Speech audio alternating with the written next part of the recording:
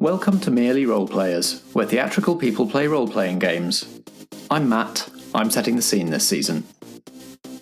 If you're up to date with the season so far, you'll already be familiar with the voice of Natalie Winter. Nat is a voice artist as well as a stage actor, and you can hear more of her voice in a few recent and upcoming games. She plays a student mage called Jewel in Photographs for PC and iOS, a puzzle game where you unravel melancholic stories as you play. And you might overhear her on the street in Dulac and Faye, Dance of Death, a PC game all about the lives of Jack the Ripper's victims, as seen through the eyes of Morgana Le Fay and a medieval knight called Dulac, who fight crime. More recently, Astrologaster came out on iOS and PC at the beginning of May. That's a comedy point-and-click adventure where you play Simon Foreman, who was a real-life Elizabethan doctor who tried to treat patients using astrology. The humour's very Blackadder, and there are comedy madrigals in it. Nat plays one of Foreman's patients, Alice Blarg, so look out for her and try not to get her diagnosis too hilariously wrong. And finally, the one I'm most excited about, Etherborn, is a puzzle platformer for PC and Switch, where you control a being without a voice, navigating through a world where gravity is fluid. Nat plays the disembodied voice that guides you on your way. Etherborn's scheduled for a spring 2019 release, so it should be out soon, and the trailers look mind-boggling and haunting and ethereal and all sorts of other good things. So while you're waiting for that, here comes Act 2 of Upstaged. Just after this, from our friends in the UK Tabletop RPG Podcasters Discord community. In other news, it appears that Marsh Haven is on the up, as those good eggs over at Mondo Corps have done it again by announcing 150 new jobs once they open the doors to the Phoenix Plaza. Various boutiques and offices, the plaza boasts a new exhibition space. Can you hear me? Famous Pete Mummy, and a much-needed cash injection into local secondary school Anna Kingsford College. Hello. Look, if you can hear this, then maybe all is not lost. Marsh Haven is not the place that you think it is. It has secrets, and there doesn't seem to be a sane adult in 100 miles of the place who wants to know. Look, just spread the word. The kids are doing the best they can, but the country needs to know. The world needs to know that... Brits on Bikes is an actual play podcast powered by the Kids on Bikes RPG. Listen on your preferred podcatcher and follow us on Twitter at Brits_bikes. Keep on biking.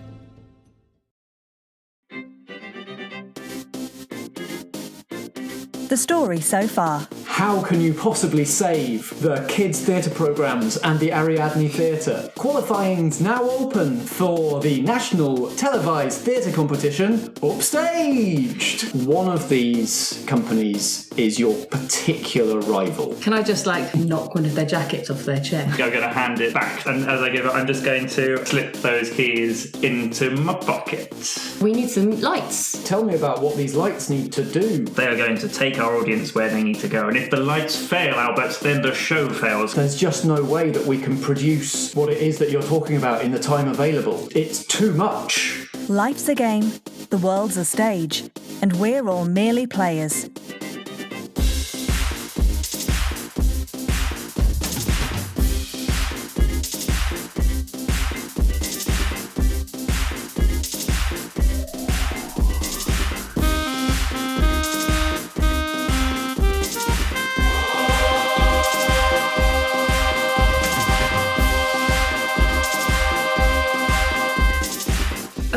What could you do us, Albert?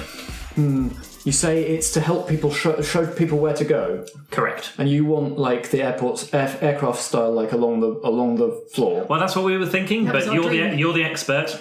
I could do just 4 different colours of LED, and they could go over the doors, or maybe on the backs of the person that they have to follow. That I could do you. That could work. And then we could use some of our own lighting just to light the way, like little stands with power cans. Yes. Okay, I think above the door. I have a plan that we can make this work, Albert. Oh, I'm so glad to hear it. I really thought I'd let you down for a second. Oh, not at all. Sometimes, restricting what you can do really brings out the creativity in theatre, and this is one of these times.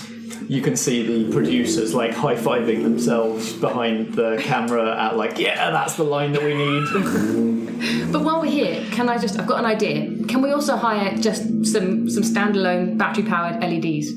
Or LED strip? Oh yeah, we've got some of those already made. Can I take them off you?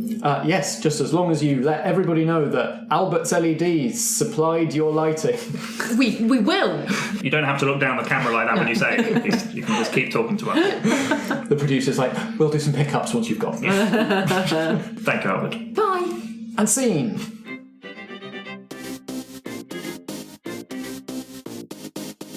Okay, well, if we're assuming like there's different doors that they've got to go through for their individual experiences, are we assuming that these are different rooms within the theatre, or are they all on the stage and we need to partition the stage, or it's set dressing? I quite like the idea that it's on the stage and maybe their doors in set, so they're walking through. Yeah, that's lovely. They're walking through the fourth wall. Oh my gosh! Yes. So I guess we need to The traditional guy's going to hate that. Yeah, maybe. He just goes into a normal door. Yes, we'll need to construct that staging. Okay, who's going to take responsibility for that? But I guess you or I should. Can't go back to Strat. Yeah. Okay, Go. I have to go. And I think if we take these little dot lights that we can say we can put above things, if we frame it as like their North Star, that's the thing that people say, like they are following. That's nice. And also to something. Okay. And then we don't have to have lots. Okay. So that was your idea, Stratford. Are you thinking like dots and they follow the dot lights like Northern Star? Yeah. Because I was thinking that I could make light boxes to go above the doors so they know that they've got to their destination in the shape of the experience that represents the experience that they're going to have inside the room. Yes, so that can go above the door. Yeah. And then the dots they can follow. Yeah. Through the thing. Yeah. Roll to construct some sets. I know that everything you're doing is kind of to win the competition. Yeah, this feels more like artistry. Yeah, it does, doesn't it? It does. So -1. Oh no. Nope. That's a 4. You get a life lesson. You can't get your hands on enough wood to construct the doorways that you want to construct. Okay.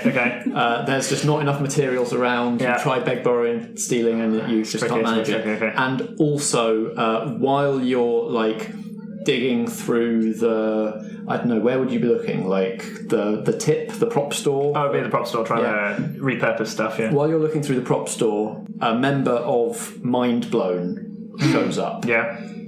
And it's the member whose jacket it was. Oh, yeah. That you took the key out of. Mm-hmm. Their name is Mary. Okay. They are like a backstage director-producer sort of role in Mind Blown. And she pushed the door open. She comes in and closes the door behind her, so it's just the two of you in the prop store. And she says, Strat, isn't it? It is. The theatre manager let me in. I told her I had business. Oh, I see. Sick business. That's a different company. What business do you need help? You're struggling with the idea. It's not the easiest. I know some people may not quite get there in time. Oh no, we're doing fine. The only thing is it's strange. My key to our storage unit, where all of our materials are, has gone missing. It went missing between us showing up to the church hall and leaving. And the only other person to handle my jacket where the key was in that time was you. And I wouldn't normally come making accusations, but I've looked everywhere else. I've eliminated every other possibility. And I'm afraid the only conclusion is that you pinched it. That's the only conclusion. So where's the key, Strat? You want to give it back? Or do I start telling the producers that Blackshaw's playing dirty? I don't know what to say. I gave you a coat that had been knocked on the floor. Maybe it fell out on the floor and somebody has taken it. We looked. It wasn't on the floor. Maybe they cleared it up. Have you asked the production team? Yep. Oh. Like I said, we've tried everything. The only... You know, the old Sherlock Holmes adage, when you've eliminated the impossible, You've eliminated the impossible, have you? Wow. I must say, like, your company really is quite... We considered that as a company name, actually, eliminating the impossible. But then we thought it'd be better. That's more of the name of like a season than a company. Sure. But we're getting off topic. Give the key. I know you've got it. No, I honestly don't. What were you even going to do with it? Are you going to steal our props? Why would I want to steal your props? Have you met Ellen? She is the best in the business. We don't have to just spend all our money on something we go, buy off the street. We have people that can make it exactly what we need. We don't just have to go down to John Lewis and buy a big fake key. I did that once. Because is that your first port of call for a big key? I bought it because I thought it would be a really good prop. My mum used it in something. It was a really good prop. Good to know. Yeah. You're really going to play this game, aren't you? I'm not playing a game, Mary. All right. I think you just lost your key. People lose keys all the time. Well, I guess I've got no choice. The producers are going to make a story out of this. They're looking for storylines in everything. Yes, they're definitely going to make a story out of somebody losing their key. I know that's what television audiences across the country are crying out for. Somebody losing a key, and then in the first round, Mary, deciding to create some sort of baseless accusation on someone that helped them on camera by returning their coat. I can see you love a bit of drama, Strat. Don't we all, Mary? Don't we all? And isn't that why we're in it? We do. For the drama. Yeah, it is why we're in it, and it's why the producers are in it as well. Mm-hmm. And if I give them an angle that creates drama, they're going to run with it. Well, I guess that will work well for both of us, won't it? I suppose so. You do what you've got to do, Mary. I'm going to get back to making theatre rather than buying theatre. Let me know how that goes for you, because it looks like there's nothing in here to make anything out of. She leaves. That's why you rabbit rubber. I didn't think of anything, guys. Okay. And see.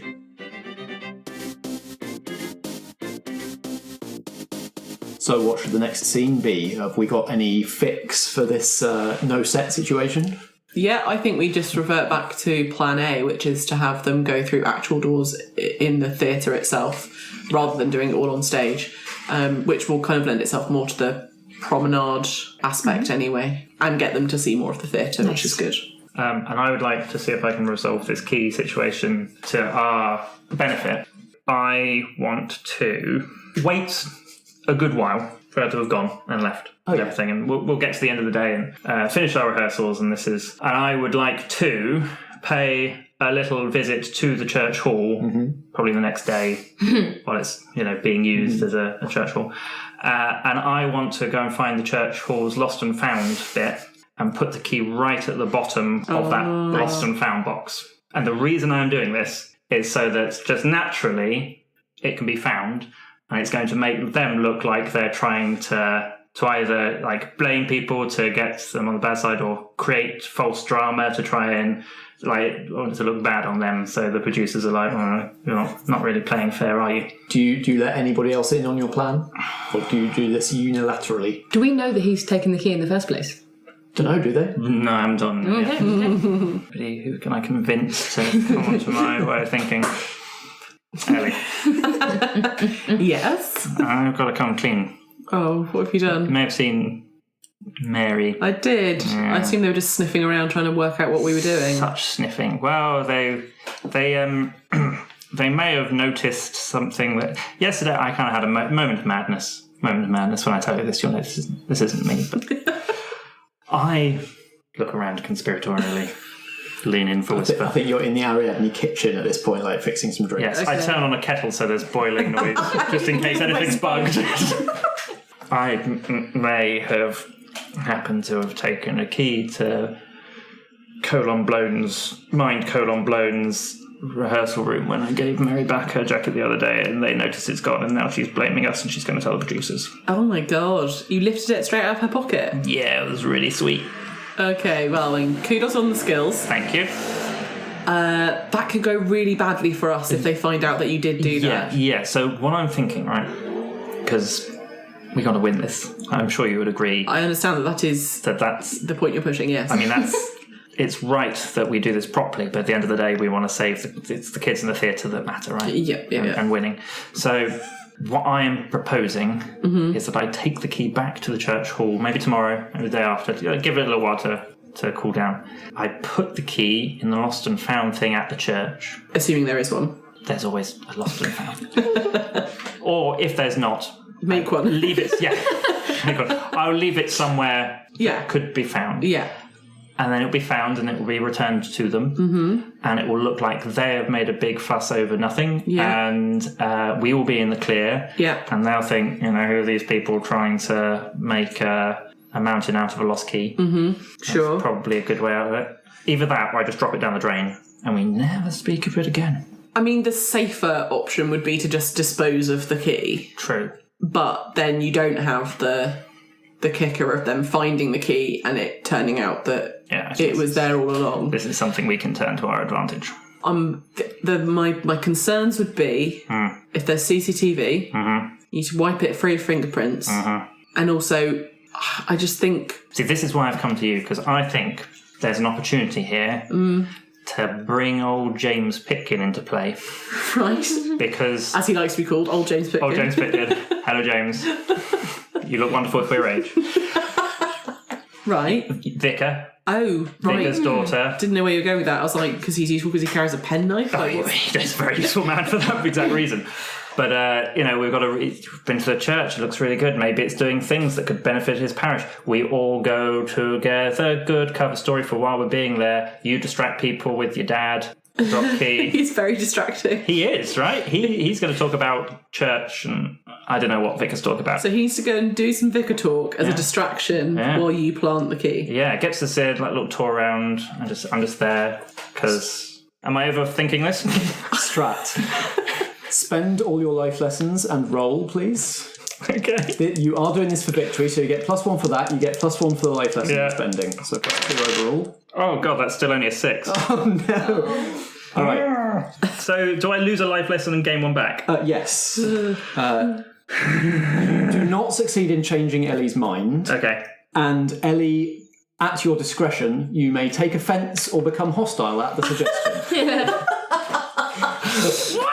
A rift in the company.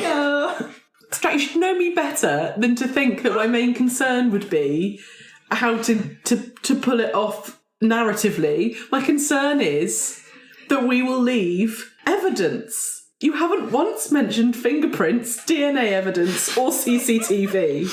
You never learn. Well, that's why I came to you. You're so good at this. This is a terrible plan. I have no part of it. You will not do it. I forbid it. And scene.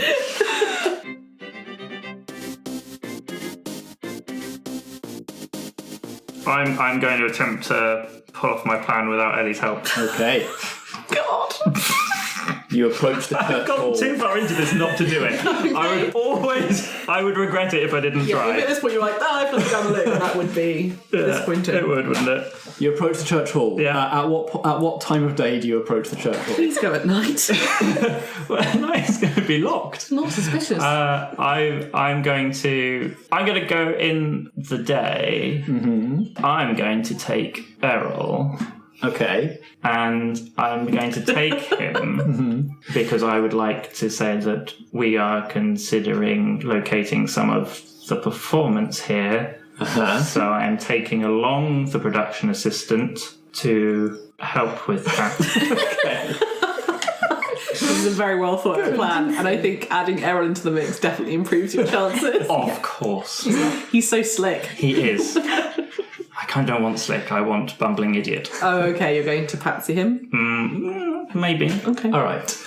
Let's roll now to see how the whole thing is going to turn out, and then we'll narrate how this whole thing goes. You're still motivated by victory here. Come on, So, dice. +1. Don't screw me over.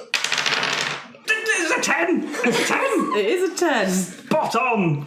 Take over and tell me how you succeed. Right, so chatting with Errol, going in. He obviously knows the vicar, the people in charge of the church. Vicars do church halls. I mean, it's very boring to get into.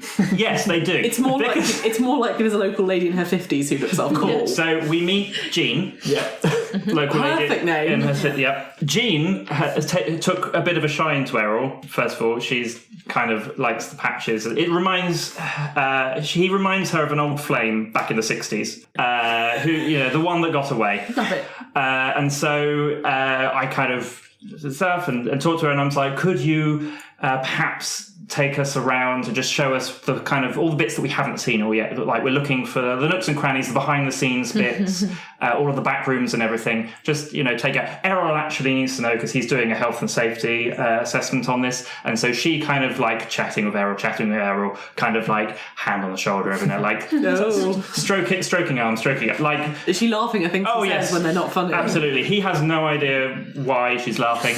And as we are going around here, and I'm kind of just behind them, and then we go back into kind of the vicar's office, his ready room. Vestry? Ready room. And I see the lost and found thing. I'm going to suggest that my dad takes on those titles to replace Vestry. I think so. I'll be in my ready room. I did so much church when I was younger, can't you tell? Did so much. So we're going round into the vestry. There's a lost and found. I wait for an appropriate time where she throws her head back to laugh heartedly at something Errol has said, and I just slip the key down into the side so it slips down under, and then we continue the way around. I'm like, Jean, that was amazing. Thank you very much. We've got a couple of other venues to look at, but you have been lovely, and just thank you very much for your time, Errol. I think it's time to go. All right, well, what are these other venues we're going to look at? I'll tell you on the way, Errol.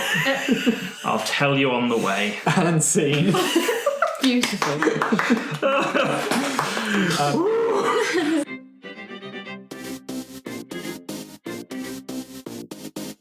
It's the day of the performance. Bum, bum, bum. So this starts with backstage interviews with all of the companies, tell us about your performance, tell us what you've got planned for us today, what the audience is going to see, that kind of stuff. So you find yourselves, the four of you, gathered, and the host, Jules, is there, without her vape, without her bobble hat. With her hair. Yeah. Did she have a vape? Did I miss that? Yeah. So she took her hair off. I love this one. Different cardie this time. Did she have a themed cardie for every episode? Yeah, this is it's got like a map of London on it. Oh my god. Nice. Amazing. You are gathered around, there is a boom mic over your heads, there is a camera pointing at all of you, and she says, so, Blackshaw, tell us all about your mobile one-to-one performance. Well, everyone just turned to look at me. Dramatically. We don't want to give too much away at this stage, but we have essentially created a make-your-own performance for each of our audience members. They will be led promenade through the space, experiencing the true beauty of this local treasure that is the Ariadne Theatre.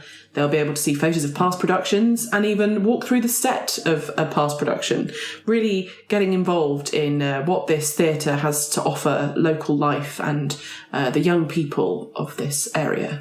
Promenade, eh? Well, theatre really is different down here in the south.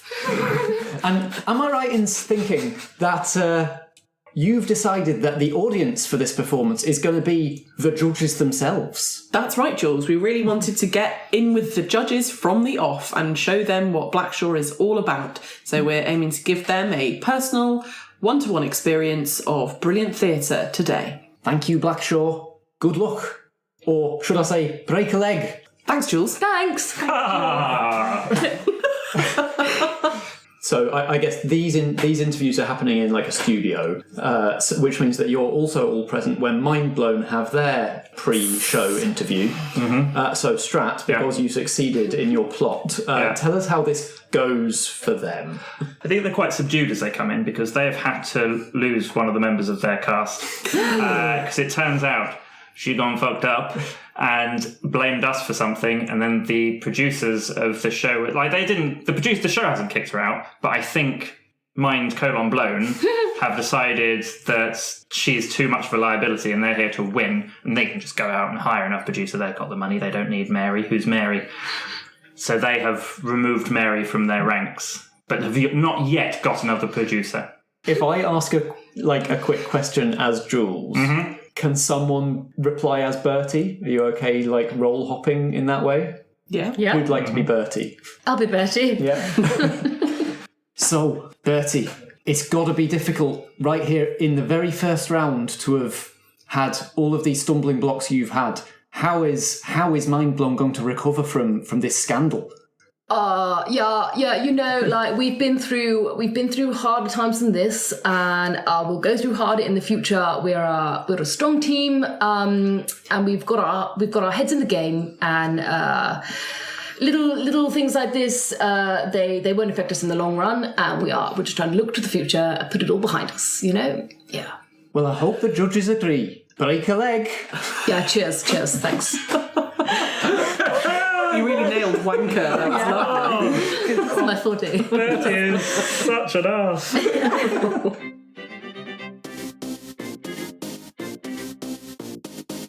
Now it's time for the performance itself. Oh, God. Oh, no. So the way this is going to work is each of you is going to make a roll, and we're going to work out like how the performance goes as a result of that. So whoever wants to roll first can roll first, and then you will like nominate who is going to roll next. And once all four of you have gone, we will have enough information to be able to do an overall roll to see how you do. Okay. Okay? Mm-hmm. So who'd like to lead in the performance segment? I'll go first. Which judge am I having? Up to you. I'm going to go with Mimsy as my judge. And remind me what she likes. She likes beauty, floaty stuff, emotions, and avant-garde. And she doesn't like... too much structure. Okay, cool. Yeah, and we said that the concept is it's like... Yeah, what would happen to her? What if she had never got her art education? Okay, all right, I'm ready. Okay. So she's obviously led through by the lights to her room, which is Tess's office. So this is the theatre manager's office. And binders everywhere. Yeah, so but what we've done is we've created almost like a beautiful bohemian antechamber that you come into when you first come in. So there's beautiful drapes and silk scarves, and it's like a really richly coloured cocoon, quite a small space. And I'm there in fetal position on the floor when she enters. It's like how we've all just lived like, what happens next? Tell us more. So I'm wearing a unitard, of course, with a silk cape that's attached to my wrists, in like multicoloured, and I've got a big feathered headdress that's like sort of peacocky. And as she comes into the room, some very soft music starts playing, and I go into beautiful contemporary dance, which is very clearly representing her birth, and then her childhood, and then her ascent to her current status, at which point I put a big, crazy, beautiful, like, I don't know what kind of jewelry she wear, like wooden beads around my neck. And then I hold my final position, and then the music suddenly changes to horrible, like, jarring music, and I rip down all of the hangings to reveal Tess's office, which we have completely not dressed at all, because it's a fairly dingy office with, like, boring books and folders filling all walls. And I dive underneath Tess's desk and emerge in like a really, like the rip-away suits. Well, I've got one that goes on really quickly. And I'm wearing business wear, but like cheap, rubbish business wear. Yeah. And I just start tapping furiously on the computer, and I put on a big pair of like horn-rimmed glasses, and I look really sad, and the music's very frantic, and I just have to keep tapping and consulting folders and tapping and consulting folders, and then a projector comes on, and on the ceiling it just says, "What is life without art?" Roll. Do you believe that you are motivated by artistry in this moment? Yes, absolutely. Okay, how beautiful was that, guys? Virtuoso. Oh not that beautiful, it turns out. So 6. Add 1 life lesson. Sure. And given what we've already set up, do some of the lights fail?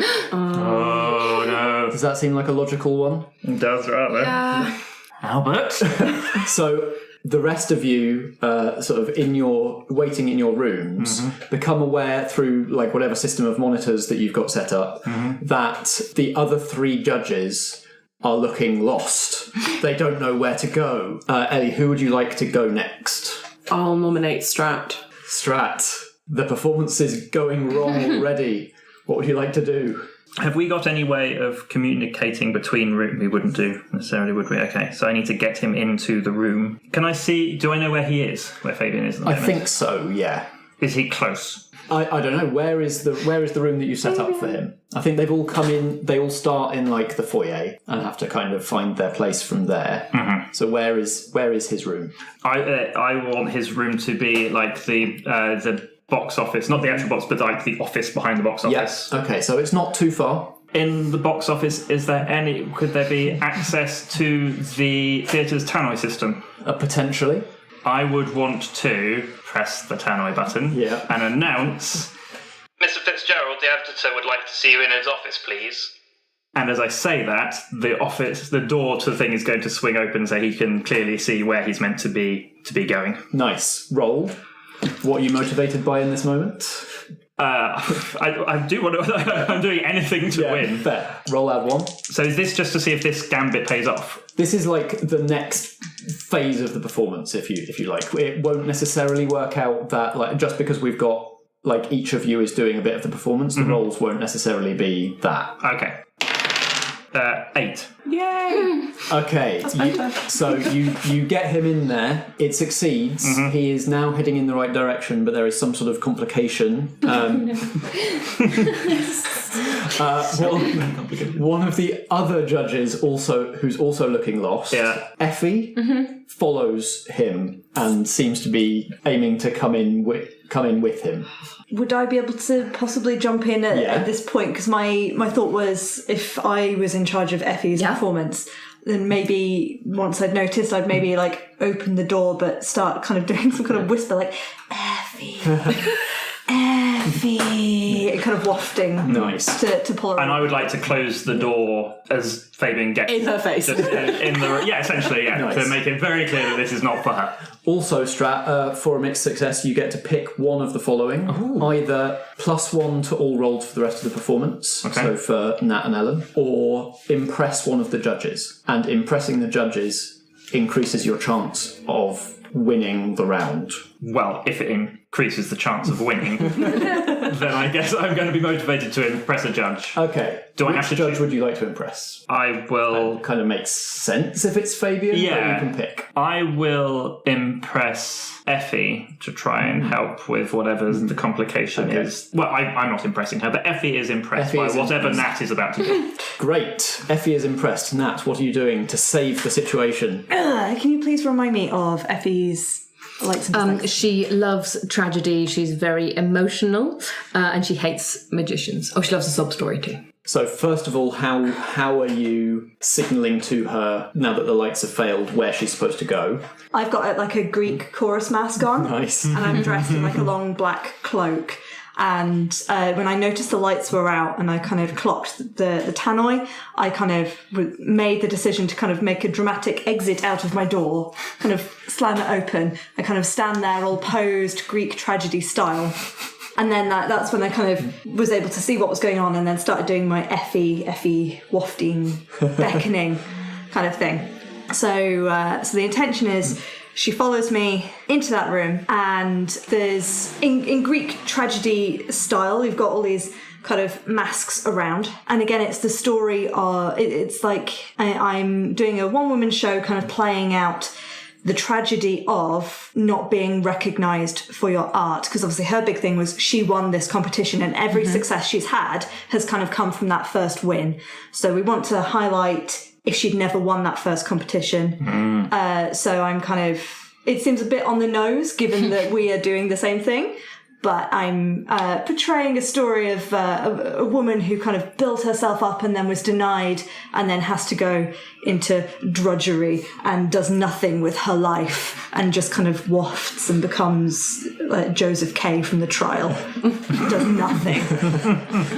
Okay, let's have a roll. What do you think you're motivated by here? Well, the fact that things have started to go wrong, I'm motivated by keeping everything going. Yeah, have +1 for this. Oh, 6, 7. Okay. All right. Just scraping over. Pick one, either +1 for Ellen's roll or you impress a judge. Yeah, you've got one impressed judge so far.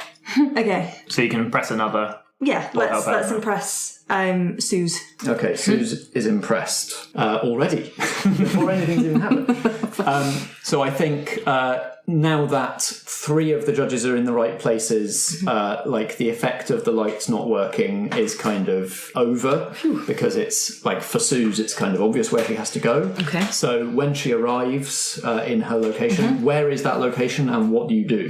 Can you remind me again? She's kind of everyday, really stylish. What was her specific? So she specifically dislikes deep, complex theatre. Fine. And she likes camaraderie and kind of people coming together. Okay. Triumphant. Cool. I am located in the green room.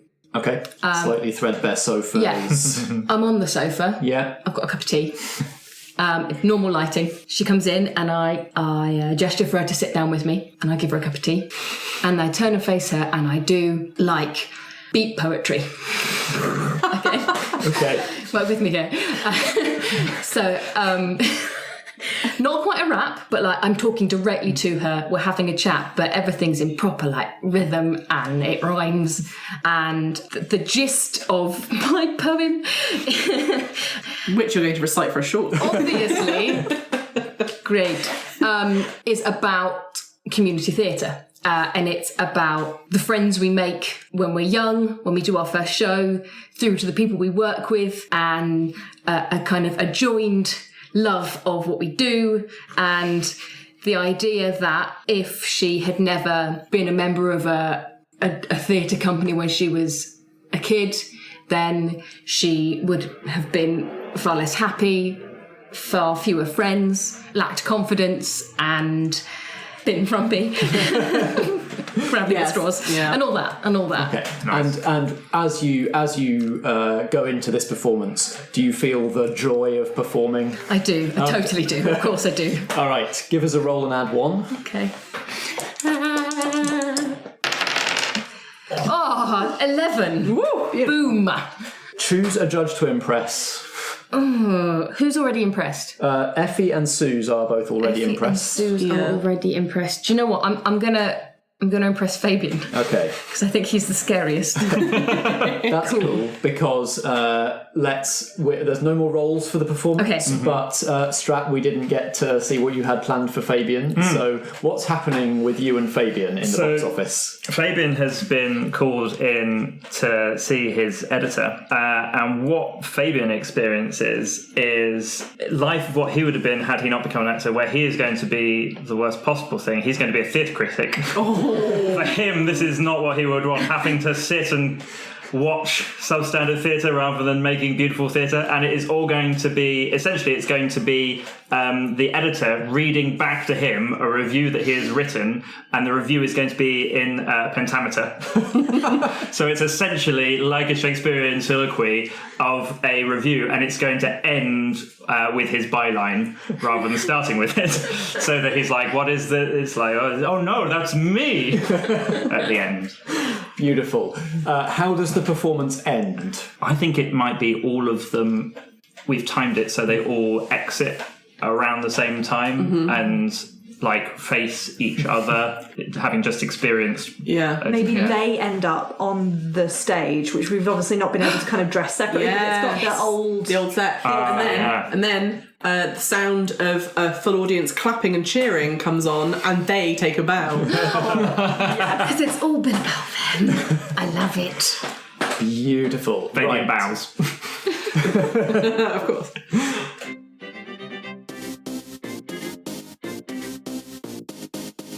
Now that the performance is over, let's roll to see how you do. You've impressed 3 judges, so it's +3 to the roll. Oh, Okay. Who'd like to roll it? Who's been rolling well? Not me. I can roll if I... Yeah, just go for it. I'm going to do it with the actual... Fancy. The actual with merely the role merely role players dice and the merely role players dice tower. Here we go. +3. Oh my god! Was it snake eyes? God damn it! Those are fun. You're trying so hard. Damn you, dice! Damn you, tower! No. You know what? This is perfect for the drama of this first round. Is it, Matt? Because this means you're knocked out. What?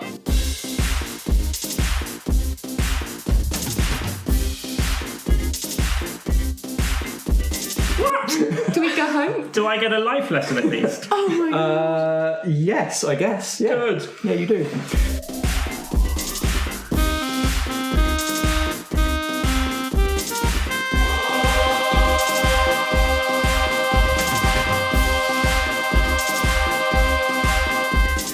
You've been listening to Merely Role Players with Ellie, Nat, Ellen and Strat as themselves, sort of, playing a game designed and run by Matt using the Powered by the Apocalypse engine. If you enjoy the programme, let us know with a review or rating on Apple Podcasts, Podchaser, Listen Notes or wherever you do your listening. You can also find us on Twitter at Merely Roleplay and at facebook.com/merelyroleplayers. Merely Roleplayers is an independent production in association with Blackshaw Theatre Company. Join us for more drama next episode.